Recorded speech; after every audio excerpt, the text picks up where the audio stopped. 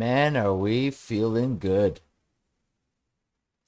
Feeling good on a Thursday, March 31st. Hey, everybody. Welcome to TML Domain Podcast. And we're going to review the week that was for the Leafs. And there's a lot to talk about, to be honest with you. It just seems like this is one of those seasons where the Leafs cannot catch a break. The injury list is long, but don't fret because the Leafs keep on rolling. Rolling. Unbelievable. So, just to list off the injuries, you got Jack Campbell, Mrazek, Hall, Lyubushkin, Muzzin, Kasha.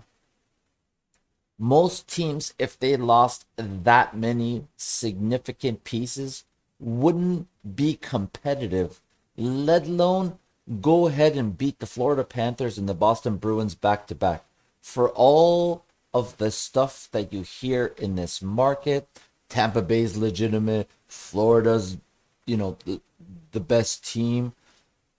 Yes, I understand that they have the most points, but different teams are good at different points in the season. Sometimes injuries don't allow you to be good at the beginning of the season.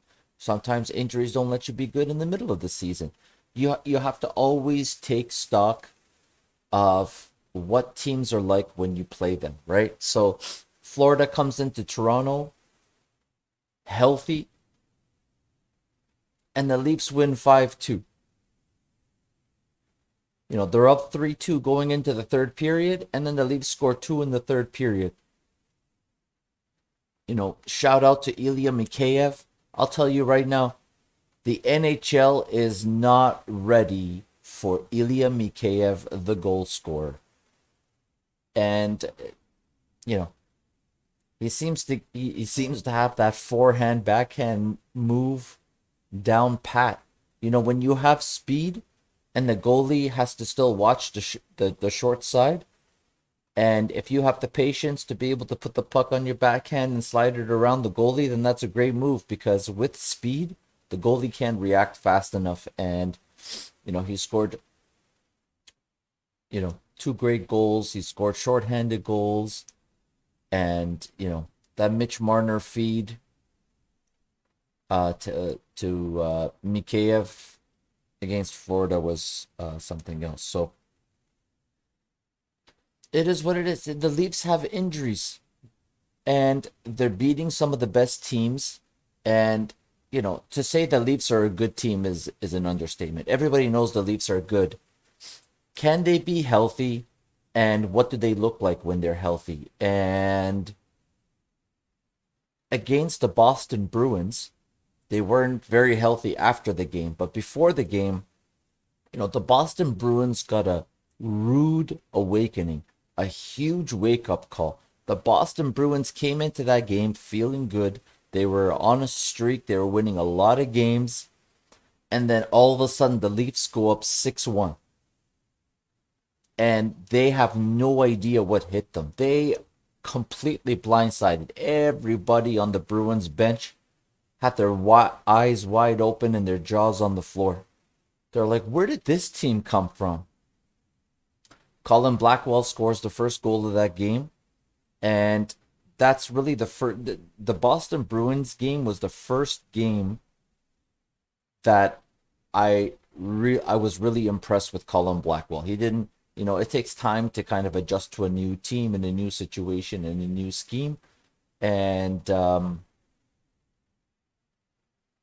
he didn't really impress me before. He played a solid game, but it wasn't really impressive. But the game against the Bruins, he was very aggressive. He was tenacious. He was all over the puck. He was hunting it down. And, he had the wherewithal to see that the puck got turned over and Spezza was coming to it, and he stopped up and he goes straight to the net, puts his stick down, and Spezza's still an elite playmaker. And that was a great goal. to get the game started. And, the Boston Bruins, the biggest, whiniest bunch of losers in the NHL. If they don't get their way, they turn into the biggest crybabies the fastest out of any team in the NHL. Marchand's running around cross-checking Tavares over and over and over again. Hey, NHL, I thought you were cutting down or cracking down on cross-checking. How many cross-checks does Tavares have to get before you call a penalty on something you're supposed to be cracking down on? Okay, so John Tavares skates away, makes Marchand look like a loser, and then what does he do? He starts chirping the ref. He gets a 10-minute game misconduct. Lyubushkin, who's quickly turning into one of my favorite Toronto Maple Leafs, and if this guy finishes the season like he's playing right now, I might have to get a Lyubushkin jersey, just out of respect. And perfectly good hit on Taylor Hall. But Taylor Hall, like the crybaby he is, like the team that he's on, full of crybabies, bunch of wimps, I don't believe for a second the nonsense you hear about the Bruins being tough. Bruins get their way, the refs give them their way, and then when things go awry, they just turn into a bunch of crybabies. And Taylor Hall, what does he do? He sucker punches a guy from behind. And then, as stupid as a stupid of a narrative as there could be, the next day all you hear is, well, Taylor Hall really isn't that kind of guy, so he's not going to get a suspension. But Matthews is that kind of guy, and he got 2 games. Go watch the Taylor Hall clip again.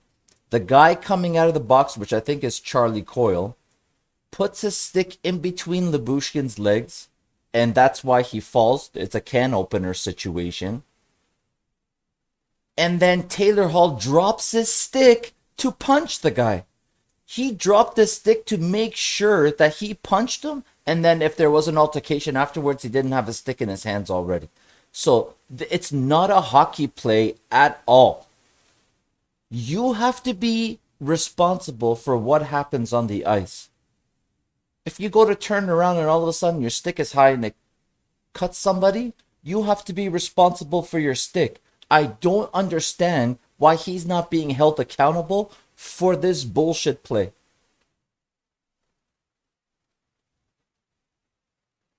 Taylor Hall got him right on the jaw and knocked him out.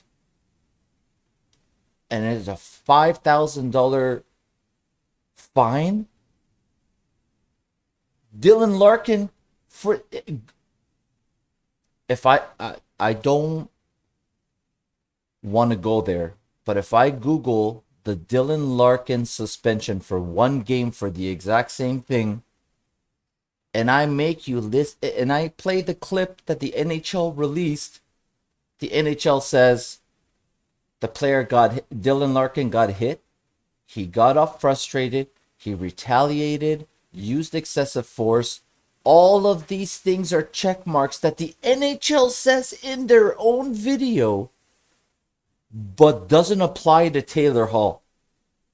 Boston Bruins do not play under the same rules as everybody else. They always got 5 games on hand. Their schedule is super light for the first half of the season.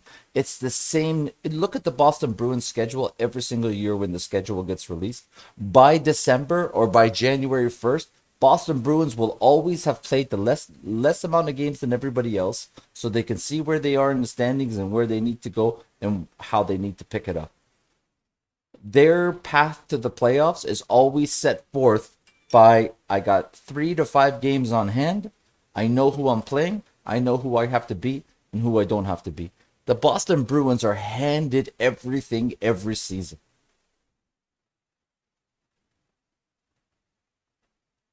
Like they're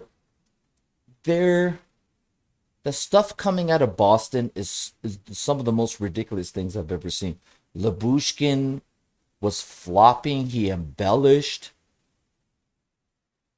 The the guy went to the the guy got carried off by his teammates. Went into the dressing room. The concussion spotters didn't let him come back to the game. How is that embellishment?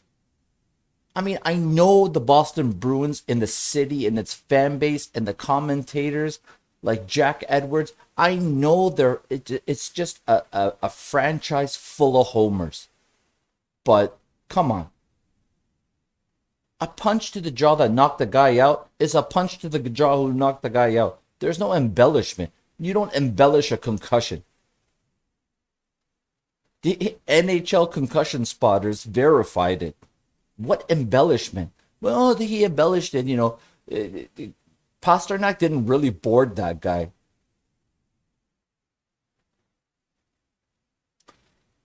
It's so sad, the loser mentality. For a city that has the Boston Red Sox winning and the Patriots winning and the Boston Bruins have won a Stanley Cup in the last 10 years. I mean, like, for a city that has this kind of a sports history, to have this sort of loser mentality that they just, and the Bruins beat guys, you know, the reporters, they got to Twitter real quick. Soon as the Taylor Hall happened, and you can tell by the level of urgency in the tweets, it's just like emergency tweet, emergency tweet. We gotta calm this down. He's gonna get suspended.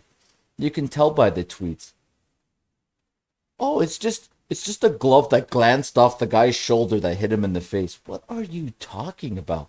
Do you know that there's a thing called a replay and everyone has watched the play over 1,000 times? You're making things up? It glanced off his shoulder and the glove hit him in the face. Are you for real? What are there unicorns in the world that you live in? Is this magical world of yours have unicorns and leprechauns in it? I mean, what are you talking about? Be be honest and truthful. Yeah, you know what? The guy lost his cool. He punched him. I don't think it's a suspension, but you know, I guarantee you, if Michael Bunting got hit like that, got up and sucker punched Pasternak in the face, the city of Boston would march down as a group to Toronto to protest the NHL offices to get a lifetime ban. But meanwhile, it's the glove grazed off his shoulder and it hit him in the face. Unbelievable. The level of homerism in Boston. Hey, listen, rude awakening. The Leafs beat you 5-2 earlier in the season when they weren't that great. And then they were up 6-1 on Wednesday. So you know what? Sit down. You're not good. The Leafs played half a game pretty much towards the end of the second and the entire third period with four defensemen, one of which was Timothy Liljegren, and he had an AHL goalie in net. Not even an AHL goalie, he's a rookie in the AHL. This guy's from the Swedish Hockey League, Swedish Elite League. You got Shelgren in net. You got Timothy Liljegren on defense with Riley, Brody, and Geo. And they dominated you, Bruins. You didn't even come close. The Leafs were just managing the game. Skated up to the red line, dump it into the zone, waste time, quick shifts. Let's not get the defense tired. There's only four of them. And, towards that game, the Bruins got a couple of opportunities and they scored. Goaltender interference, definitely goaltender interference. But that's the Boston Bruins. They are definitely, so forget everything you know about the Boston Bruins. This team is not tough. They other than Pasternak, they can't really score. They got a center core that goes Bergeron, Eric Holla, like They don't have Tuukka Rask in net. Jeremy Swayman, the goalie of the future, didn't look like the goalie of the future the other night. And Linus Allmark, the Leafs have lit him up twice. So the Leafs, in my eyes, they proved to me who they were this week. And I said in my last week's podcast, the narrative around the Toronto Maple Leaf can change real quick. They have 7 games. When I made the podcast last week, they had 7 games against teams like Florida, Boston, Tampa Bay, and they can change the narrative real quick depending on how they play in these games. And they dominated Florida. Mrazek put up a 940 save percentage. Shout out to Peter Mrazek, who is literally the least lucky person on this planet. He just started playing well. They put him in against Florida. He played great. He started off the game great against Boston. Too bad TJ Brody had to tip in the puck into the net. And then he hurts his groin again. He's out 6 weeks, which means forget about Peter Mrazek this season. You're not going to see him in the regular season, and you're definitely not going to see him in the playoffs.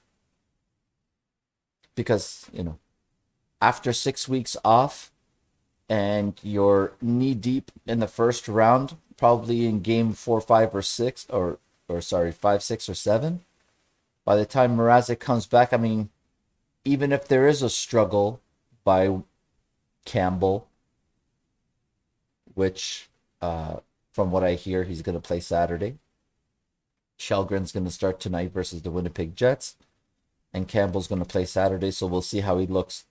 This is officially Campbell's net. He's got no real opposition to the number 1 spot. He can just cruise to the number 1 spot, just play decent. Shelgren has shown that that the Leafs don't need a superstar 930, 940 save percentage guy. What they needed is NHL caliber goaltending with a save percentage and goals against that are better than league average. That's all. And,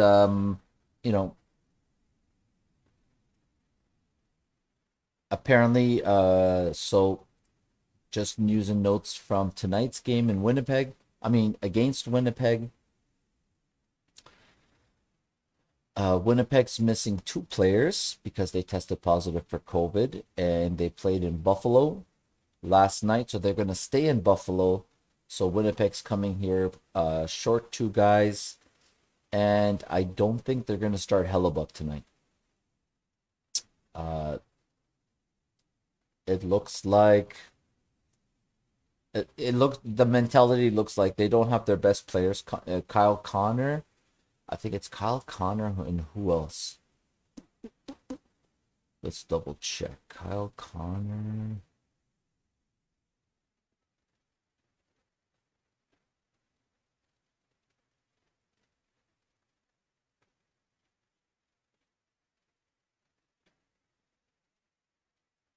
Hmm.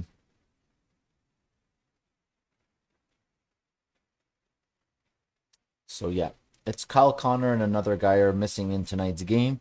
They're not going to put Hellebuck in that, so it looks like they're arriving with a loser mentality, even though they need to win pretty much every single game to have a chance at the playoffs.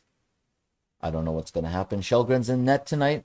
I trust this kid, and he's not the goalie of the future, and I don't know what his future looks like in Toronto, but at the end of the day, Shelgren has come into games in some very hard spots. Like, Mrazek hasn't played well a couple of times, and Shelgren has come in and he got the Leafs a point against Arizona, and in a hostile environment, in a game that's getting chippy and dirty and things like that against Boston, he comes in. He's calm and cool. You don't see him doing anything crazy in the net. He's not sliding out of place. He's not overplaying pucks. And, you got to give credit where credit is due. The guy is doing a lot of things that no one I don't know what they really thought about this guy inside the Toronto Maple Leafs management core, but this guy has come in and he's been very, very steady. So, you know, him and Campbell are gonna be the guys. This is it. Shelgren is starting tonight, and Campbell's not going to dress for tonight's game. I believe it's Michael Hutchinson who's going to back up. He's an emergency recall from the Marlies. But uh, based on what Sheldon Keefe has said, he said that Campbell is ready to go physically, but they're going to give him the extra day. So he's going to get tonight off. He's going to practice Friday, and then he's going to practice Saturday morning. And he's going to start Saturday. So with Shelgren backing up. So these are the guys. This is it. There's no one coming. There's nobody else. There's no trades. These are your two goaltenders for the end of the season going into the playoffs. And it's become super easy for Jack Campbell to get his spot back. He doesn't have Mrazek. I mean, based on Mrazek's game against Florida, if he would have continued that game against Boston and Leafs won convincingly, Campbell coming back, he was going to have some adversity in terms of getting that number one spot back because it looked like Mrazek was hitting his stride. And unfortunately, the guy got hurt. So at this point, it's Campbell's net. And, if he loses it to Shelgren, if this Swedish kid is starting game one of the playoffs, 1000% Campbell's not getting a contract in Toronto. He's not going to be the goalie next year. It's as simple as that. If Shelgren has to start any games in the playoffs because Campbell isn't good enough, Campbell's not getting a contract next year. There's no way they're going to allocate significant money on a cap strap team. Either they go out and get somebody, they trade for somebody, or maybe you just get, a young tandem to go forward. Shelgren looks okay. We'll see how the season ends. But in general, there's been some positive trends on the Leafs roster. So based on how everything is based on how everything is shaking out after the trade deadline, Liljegren looks really good with Giordano. I mean, unbelievable. Just the difference. Giordano shows up and Liljegren looks so much better. And this is one of the things I was talking about last year at the trade deadline when the Leafs traded for Foligno. Giving up a first-round pick to trying to add, a little bit of grit, a little bit of toughness, and some supplemental scoring is a good idea. But if you can go out and get a defenseman of the caliber of Mark Giordano and you stop pucks going in the net, then you don't need to score as much. But the Leafs do have a lot of scoring. And the one thing we noticed last year in the playoffs is when Muzzin got hurt and Muzzin wasn't on the defense, if a guy like Giordano was there, the Leafs would have beat Montreal hands down. But they lost Tavares and they lost Muzzin, and it significantly hurt them in the playoffs. Right now, based on that game against Boston, Nylander looked good. He looked way more engaged. He was that one play where he takes it around the defenseman, goes up the side and drives it to the net was a great play. Riley ended up scoring off that play, but that's what the Leafs are looking for. The Leafs are looking for guys who are willing to get to the net. And just looking at the success of Ilya Mikheyev, this guy's using his speed shorthanded on the power play, 5-on-5. He's using his speed. Turnovers are the Leafs are turning turnovers into goals now more frequently than they were before. And Mikheyev is using his speed, taking the puck to the net, and he's scoring more. And the whole adage about you score more when you're in front of the net is 100% true in the NHL. Whether you're Matthews, Tavares, Nylander, or Mikheyev, all these guys are scoring more because they're scoring from in front of the net. Matthews has learned to score in many different ways. It's not so much off the rush anymore. He's taking the puck from behind the net, bringing it in front, scoring. He's tipping pucks in front of the net. He's one timing it. He's scoring off the rush with his wrist shot. He's scoring in a lot of different ways. It's very hard to shut down a guy like Matthews now because he's figured out a lot of different ways to score. And he's got 49 tonight. Tonight could be the night where he gets to 50.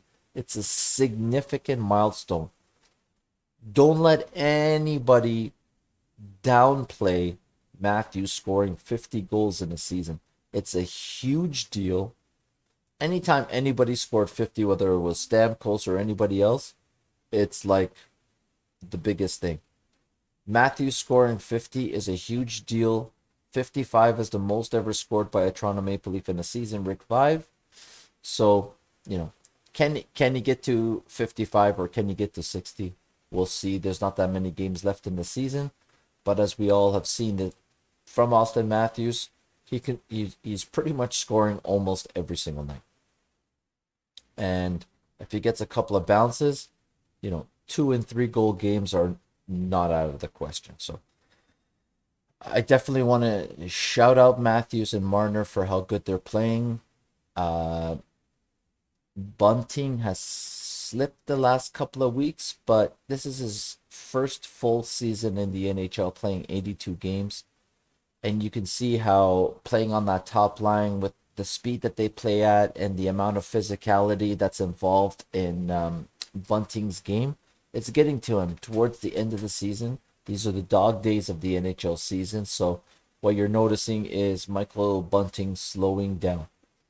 And I don't think it's a problem. I think the better thing to do would be if you see his game slipping and he's getting tired, maybe you move him down to the second or the third line.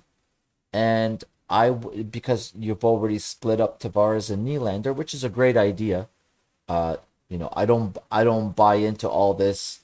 He's a $7 million player and he can't be on the third line. Hey, if somebody told me if you put Mitch Marner on the fourth line, you're going to win a Stanley Cup, then by God, I'm putting Mitch Marner on the fourth line. I don't care who plays where. Salaries don't matter. This is a team game. You got to do whatever is going to get you the results. And if splitting Nylander and Tavares up to have a better second and third line is going to get you results and get you farther in the playoffs, then by all means, I don't care about the salaries. They're being paid what they're being paid. It's not coming out of my pocket. So at this point, I wouldn't actually mind because you've already split up Tavares and Nylander. Put Tavares on the, put Nylander on the left wing with Matthews and Marner. And Mikheyev's already on the second line with Tavares and Kerfoot. That looks good. You put Bunting with Kampf and Ingvall on the third line. Perfect. Bunting is a lot like Kasha. So you got 3 good lines there. And then the fourth line you tinker with. Tonight, it looks like the Leafs are going with Spezza, centering the fourth line with Simmons and Clifford. And I'm pretty sure this has something to do with the fact that they're playing Winnipeg Jets. And the last time we played the Winnipeg Jets, things got a little chippy. One of the losers on the Jets had his hands in the air like he won a championship skating off the ice. Meanwhile, he didn't fight nobody. He declined every single fight. So it probably has something to do with that. And I think it has something to do with Sheldon Keefe trying out this fourth line and giving them their last opportunities to stick. Because if they don't, and it doesn't look like it's going to work, Simmons is too slow. Clifford has some upside. He can skate still, and he can dump pucks in and cycle and do things like that. But I think long term, if Blackwell keeps playing well, Blackwell keeps playing well. I got to come up with a nickname for this guy. Yeah, so if he plays well and he's going to be your fourth line center, then Spezza becomes your right winger, or you totally augment your fourth line. Like there's nothing wrong with getting younger and grittier on the fourth line in terms of, you know, you bring up some guys from the Marlies, and the Marlies have some beasts. Uh, you could bring up some young guys that can skate and that can hit. I mean, these guys, we have some gritty players in the AHL that can skate, that can hit, and they can cycle the puck and give you 8 to 10 minutes a night. And going into the playoffs, you're going to need a line like that to tire out the other team's defense. You're going to need a line to go in there and dump pucks in and just bang on defensemen and slow them down. And by the time you get to game 4, 5, 6, and 7, they're going to be tired. They don't want to go back for the puck when you dump it in and get hit every single time. I mean, that's how you wear down teams. That's how the playoffs work. So, at the end of the day, I think the Leafs really need to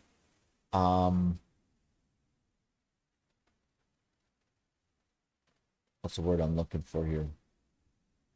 They need to make a final decision on this fourth line. I don't think you can play Spezza and Simmons together. They're totally different, and one can't keep up with the other. So I like Spezza. I like the way he makes plays on the fourth line. We saw in Boston when Blackwell scored. So he still has a place, but the other guy, whether it's Clifford, you know, Joey McDonald, um, you know, there's a lot of guys on the Marlies you can bring up that are fast, gritty, and can cycle pucks. So it's going to be interesting. So it looks like Justin Hall is going to play tonight. Very scary when I saw that puck go off his helmet and you saw the blood coming down from underneath onto his face. That was very scary. Turns out it's nothing serious, which is amazing news. So it looks like, based on what's going on here, let's see what the final update on the roster is tonight. So it looks like Riley's playing with Brody, Giordano is playing with Hull, and a Marley's call up, an emergency call up, and Dahlstrom is playing with Liljegren, and Kjellgren is in net. So it's going to be interesting. Right now, yeah, they got Bunting with Matthews and Marner, Mikheyev with Tavares and Kerfoot, and Nylander with Kemp and Engvall. So it looks like the Leafs are going to continue rolling tonight. So Lyubushkin is a short-term injury. It doesn't look like he's going to miss a lot of games. What is Keefe saying about Clifford, Spezza, and Simmons? All three of them, to me, have to continue to get better. Blackwell's come in and done a great job for us, and he's got a leg up on them. Those are veteran guys that we respect greatly, and we want them to continue to better their game. Yeah, it looks like this is the final audition for that line.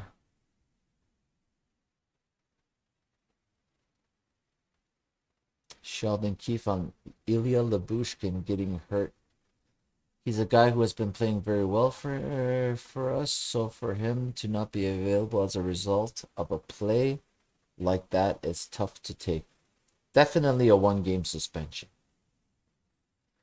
Sheldon Keefe on Jack Campbell. He's actually cleared medically at this point. It's just a matter of him feeling good and ready to play in the game. It's been a while since we've had a full practice as his team, so he isn't going to play tonight. So, like I said, Campbell is not going to dress tonight. They're going to give him a couple of more days and a couple of more practices before he hops in there. So yeah, Mrazek is out 6 weeks. Muzzin is getting closer, which is amazing news. I mean, oh my God. I think I think personally, the way Sheldon Keefe has been talking about his defense pairs, it looks like Riley and Brody are going to be back together, and Giordano Liljegren are going to be your second pair, and Muzzin and Hall are going to be your third pair. That's a pretty good third pair right there. So Peter Mrazek's done for the season 6 week. 6 weeks. Muzzin is real close to returning. He could be back this Saturday or next week, Tuesday, Wednesday, maybe. Ilya Labushkin dealt with some symptoms after the Boston game, but he's feeling better, and they say he might not miss too much time, which is great news. And Jack Campbell medically cleared. Perfect. So yeah, the good thing about today's practice is Muzzin and Hall were not wearing red jerseys, which means they were able to take contact, and that's why Hall is playing tonight, which is great news. And it would be amazing for Jake Muzzin to come back. They have to activate him from LTIR, and putting Peter Mrazek on LTIR and Kasha on LTIR gives the Leafs more than enough cap space to activate Jake Muzzin. So tonight's game is going to be very interesting. This is pretty much the last audition for our veterans on that fourth line, and Spezza, Clifford, and Simmons. If they don't play well, there's a good chance Simmons is done for the season. I don't think he's going to draw back in. He's going to be a healthy scratch. Maybe depending on who they play in the playoffs, if they need him based on how the games are going, maybe they spot him in here and there. But it looks like he's going to be a healthy scratch for the most part. Yeah, it's a couple of forwards for the Leafs that I've really been impressed with lately is Ilya Mikheyev. I had a feeling about this guy from the very beginning. I've talked about this guy ad nauseum about what I think his potential is and how good he can be. And Kerfoot has been a Swiss Army knife. This guy has been so good this season. God bless Alex Kerfoot. And the fact that he can move from center to wing to left to right, up and down, and wherever you put him, he's figured out a way to contribute. So very appreciative of Alex Kerfoot. I don't want to hear anybody talking bad about Alex Kerfoot. He's not a primary guy, but he's very good support. He's in terms of depth, he adds a lot of depth, and it is what it is. I'm very excited. The Leafs are good. They've proven that they're good. They're beating the better teams with both goalies being hurt and half their defense being hurt. They are good. Don't let anybody tell you otherwise. All they hear in this town is, oh, Mrazek's hurt again. The Leafs have no goaltending. Leafs don't this. But they keep winning. So I understand all the things that they don't have, injuries, all these things, but they have to have something that's keeping the winning going and keeping them top 5 in the NHL in points percentage. So there's definitely something there. This team is very, very good. Let's hope they get healthy and continue this positive trend into the playoffs. And like I said, they changed the narrative based on how they play. They played 2 very good games against 2 of the top teams in the East. They showed up. They showed up and played very, very well. Florida is the best offense in the NHL, and the Leafs shut them down. And they had Peter Mrazek in net to do it, 940 save percentage. Everything is good, positive vibes. I hope you guys are enjoying this warm weather in Toronto we're having today, although it's a little windy today, but it is what it is. You take the sun when it comes, right? Thanks for tuning in. Like and subscribe. Let me know your thoughts on the Leafs injury situation and what they should do going into the playoffs. It's going to be interesting. See you next time.